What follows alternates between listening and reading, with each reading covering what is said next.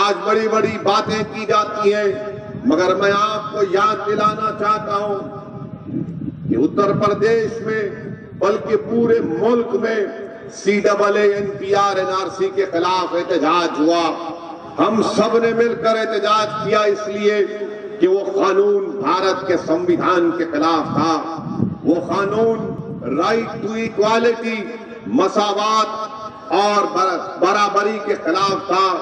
Parliament میں جب اس پر بحث ہو رہی تھی تو میں نے BJP کے 300 سانسد کے سامنے کھڑے ہو کر بھارت کے سمویدھان کی دلائل کو دے کر یہ بتایا کہ مذہب کے نام پر سٹیزنشپ کا قانون نہیں بن سکتا، مذہب کے نام پر آپ مسلمانوں سے سٹیزنشپ نہیں چھین سکتے۔ اور میں نے پوری پارلیمنٹ میں سانسد میں کھڑے ہو کر اس کو کالا قانون قرار دیا اور اس کالے قانون کی کاپی کو پھاڑا۔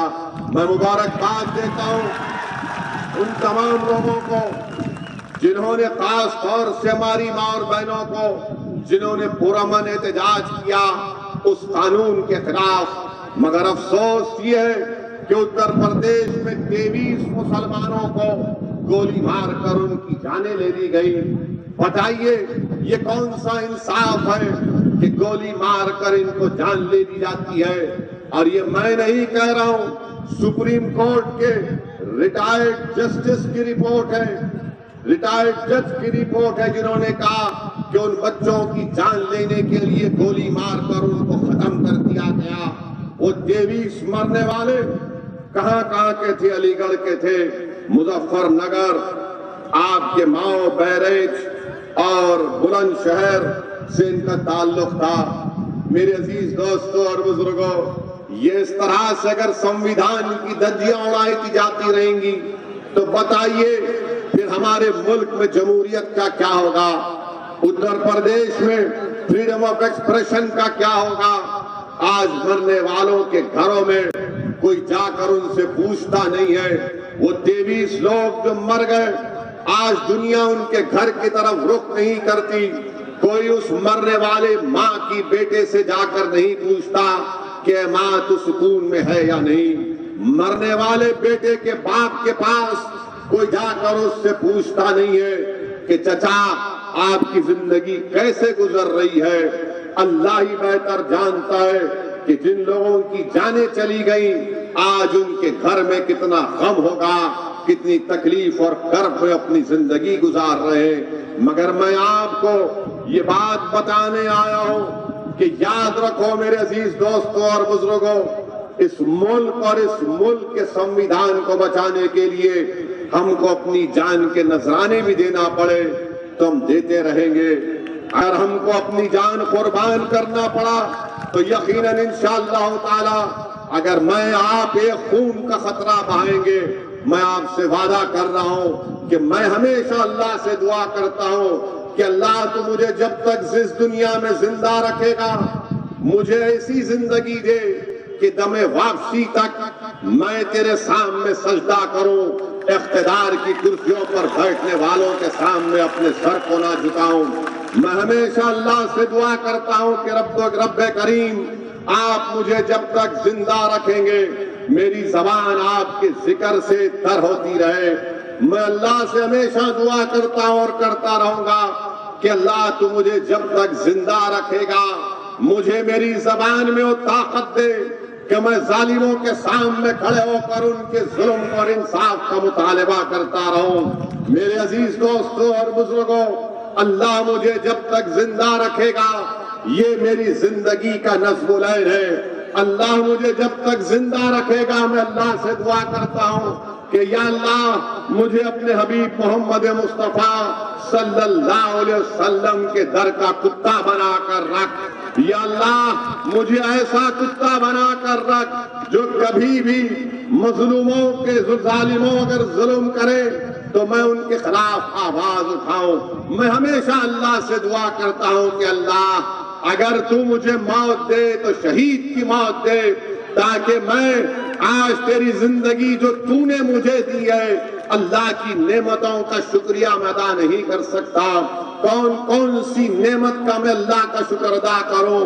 اور میری اللہ سے یہی دعا ہے کہ اللہ مجھے جب تک زندہ رکھے گا میں بے خوف ہو کر بغیر کسی کے ڈر سے یا بغیر کسی کے سامنے اپنے سر کو جھکا کر, کیونکہ ہم اگر سر جھکاتے ہیں تو صرف رب کائنات کے آگے سر جھکاتے ہیں.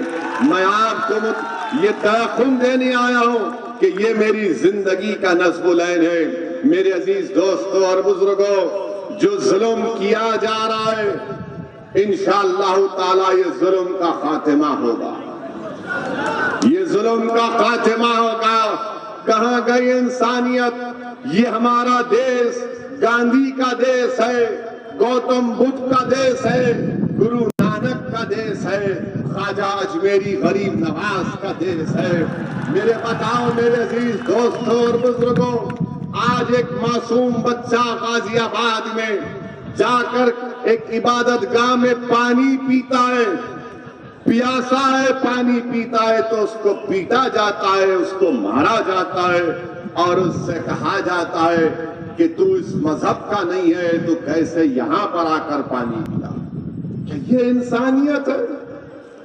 کیا اس لیے ہم نے انگریزوں سے لڑ کر اس ملک میں 200 سال کی غلامی سے ہم نے آزادی حاصل کی؟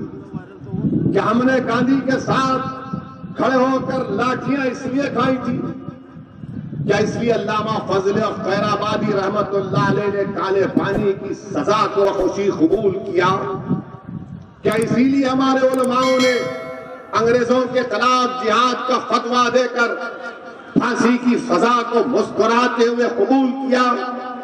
کیا اسی لیے جوہر برادران نے, کیا اسی لیے مولانا ابوالکلام آزاد نے اسی دن کے لیے دیا تھا کہ اگر کوئی معصوم بچہ کسی اور کی عبادت گاہ میں جا کر پینے کا پانی پیتا ہے تو اس کو مار کر اس کی ویڈیو بنائی جائے گی؟ یہ انسانیت ہے. اور تم نام لیتے ہو گاندھی کا, تم نام لیتے ہو کہ بھارت میں ہم اپنی آزادی کے 75 سال کا جشن منائیں گے. کس بات کا جشن مناؤ گے؟ کس بات کا جشن مناؤ گے کہ ایک بچے کو مار کر اس کا ویڈیو بناتے ہیں؟ ہم کون سا خراج عقیدت گاندھی کو پیش کر رہے ہیں؟ ہم کون سا خراج عقیدت سردار پٹیل کو پیش کر رہے ہیں؟ ہم کون سا خراج عقیدت ان مجاہدین آزادی کو پیش کر رہے ہیں؟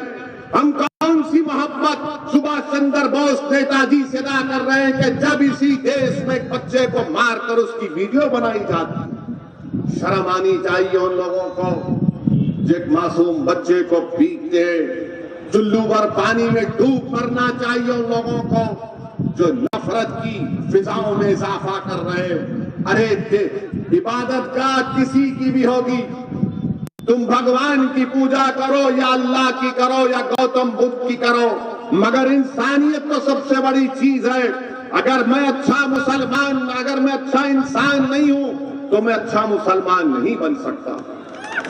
اچھا مسلمان بننے کے لیے اچھا انسان بننا پڑے گا, اور اچھا انسان بننے کے لیے کملی والے آقا نے کیا کہا تھا کہ تم زمین والوں پر رحم کرو, آسمان والا تم پر رحم کرے گا.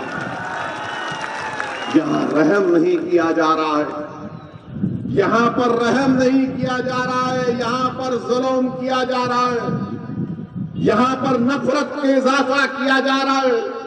بتاؤ جب یہ نفرت اتنی پھیل جائے گی تو پھر ملک میں کیا ہوگا؟ کون ایکسٹریمزم کی طرف جا رہا ہے؟ کون ریڈیکلائز ہو چکا ہے؟ میرے عزیز دوستوں اور بزرگوں, یہ بات آپ کو سمجھنے کی ضرورت ہے.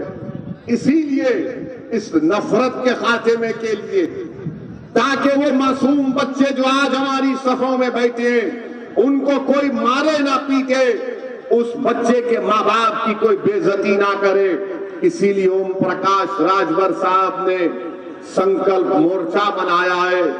اور ہم کو ظلم کے خاتمے کے لیے, انصاف کو حاصل کرنے کے لیے, میرے عزیز دوستوں, میری عزتدار ماں اور بہنوں, ہم کو نفرت کے خلاف متحد ہونا پڑے گا.